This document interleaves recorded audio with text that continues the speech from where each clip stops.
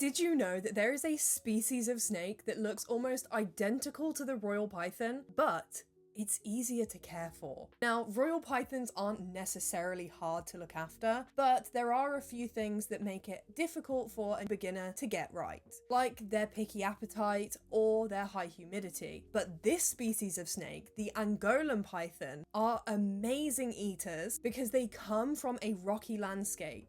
If food comes by, they're going for it. They're not picking and choosing. And their humidity is low because of that too. They also generally have a very similar temperament to a royal python, although babies can be a little bit more defensive. Their face, like I said, is almost identical, but their body and patterns look somewhat like a carpet python. They get to a similar size as a royal python, so the enclosure size would be similar too. But, the big but, they are incredibly hard to come by. So why is that?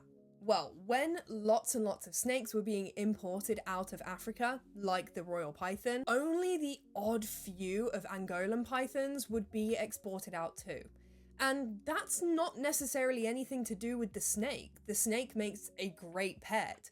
It's because of where they come from. They come from an area which is quite hard to access due to things like their terrain. So why would they spend hours hiking up a hill when a royal python is sat in a burrow right there? Like I said, they're hard to come by, and information on them is also incredibly hard to come by too. So a lot of information about them is quite hard to access. It will be mostly speaking to breeders and seeing how they keep them.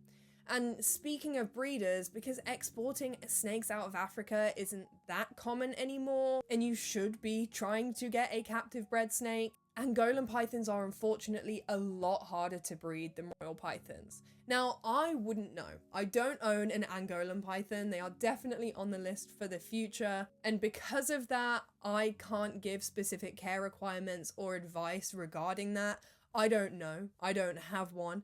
But I wanted to make you aware of this amazing species because they are definitely a good alternative to a royal python if you find one. Like always, do lots and lots of research. In this case, speak to as many people as you possibly can. And I hope you enjoyed finding out about this unique snake species.